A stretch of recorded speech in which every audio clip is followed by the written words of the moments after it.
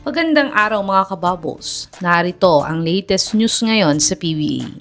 Coach Tim Cone inako ang pagkatalo ng Ginebra sa Game 3. Junmar Fajardo may nakuhang injury sa Game 3. At Greg Zila may bagong team na.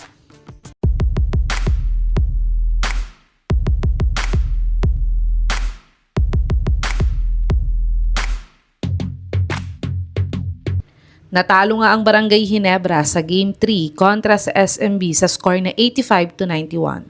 At ang best player sa larong ito ay si Don Troliano na nagtala ng 33 points, 6 rebounds at 3 assists sa kanilang panalo.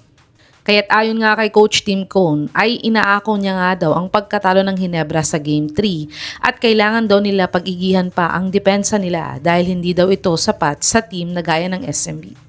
Sa tingin nyo mga kababos, makakabawi kaya bukas ang Barangay Ginebra? I-comment nyo na po yan sa baba. At isa pang balita sa laban nila kagabi ay na-injury nga daw itong SMB superstar na si JMF. Matapos nga ang makasaysayang 20 points at 20 rebounds performance ni Abay sa tatlong sunod na playoffs game, ay hindi nga nakascore si Kraken ng double figure sa Game 3 at 6 points lamang ang na-score niya sa laban nila kontra Ginebra. Kaya't na-stop na nga ang ginagawa niyang bagong PBA history.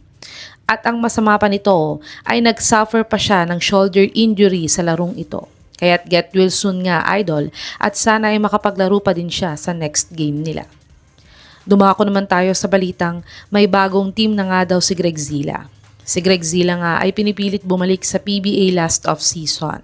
Pero hindi nga sila nagkasundo ng bagong team na Titan Ultra kaya't hindi siya nakabalik sa PBA this conference. Pero ayon nga sa legit source na to, ay sinign nga daw si Slaughter ng Zamboanga Valientes para maglaro sa 2026 Dubai Tournament. Good luck nga kay Greg Zila sa tournament na to at sana ay magpakitang gilas siya para makabalik siya sa PBA next conference. Sa tingin nyo mga kababos, saang PBA team na babagay si Greg Zila na mapunta? I-comment nyo na po yan sa baba.